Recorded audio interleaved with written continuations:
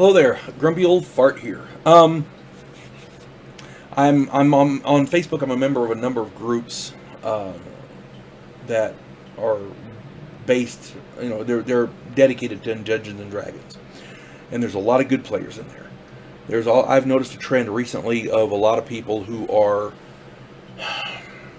starting campaigns, but they're new dungeon masters.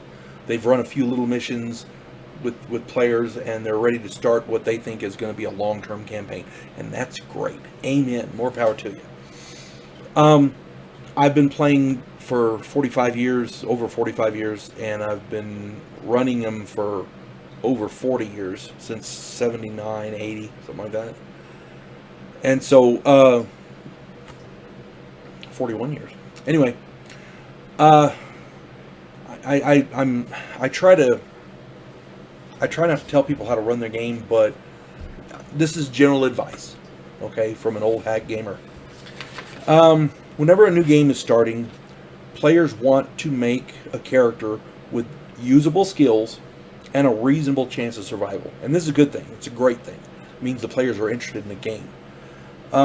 This lets the players have fun, and that's the point, to have fun, right? Okay. If the game is just a one-shot mission, any background for any character is going to work. Any kind of a mission starter will suffice. It's just a one-shot thing, right? It's basically the backstory is really not that important. But if the game is going to be a serious long-term campaign, multiple scenarios put together with an ultimate end goal, I recommend starting the players with just a basic background. Basically, in this, less is better, because they're also, I like to start them with a significant disadvantage, because it gives them something to overcome before the main campaign starts. And the reason I do this is it lets the players discover their characters and create the backstory instead of just writing it out. It gives them an investment in the character before the main campaign starts. And I've given some examples here. Player characters can start out with silver instead of gold, which means the economy in the country is really bad. Player characters start out in an oppressive nation where it's on the silver standard instead of the gold standard as before, where most major weapons are illegal, such as only maybe allow them spears, slings, knives, clubs, staffs, so basic stuff only. No bows, no forged weapons, that kind of thing. And this will give them a reason maybe they want to overthrow the tyrant. It's a side thing that the players themselves want to do, besides the campaign that you have planned. Okay. Now, when I say starts on the silver standard, in the player's handbook, they have the dice that characters roll to find out how much money they start out with, and it's generally expressed in gold pieces. With this, instead of make it gold, make it silver. That means they can buy less. They have less to start with. I noticed in 3.5, and that's the latest edition I've played. I'm not a huge fan, but I run Advanced Dungeons and Dragons primarily. But I've noticed in 3.5, they have a lot of really advanced stuff you can get, and you have a lot of money to buy equipment with, and it's just it gives your character a significant advantage right at the beginning.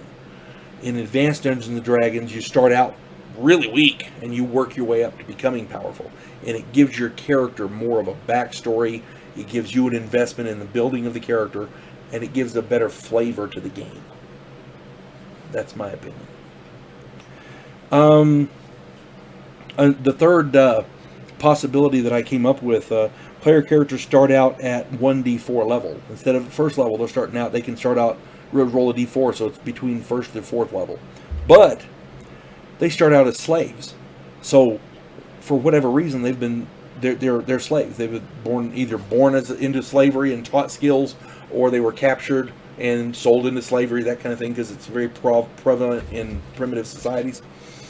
And this will give the player characters the impetus to want to end slavery. You see what I'm saying?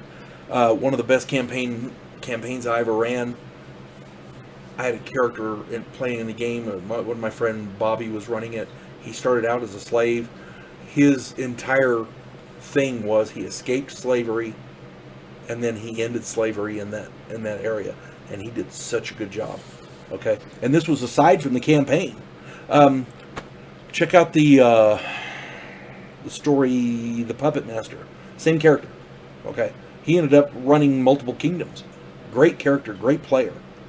But, you know. And the fourth one, the player characters start out in an area ravaged by a natural disaster. Tornado, flood, whatever, hurricane hit, something. And they've got to find supplies and survive. They start out with almost nothing, and they have to, find supplies to survive.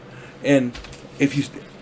This isn't by any means all you can do. This isn't the end all and be all of disadvantages, but you can come up with some of your own ideas.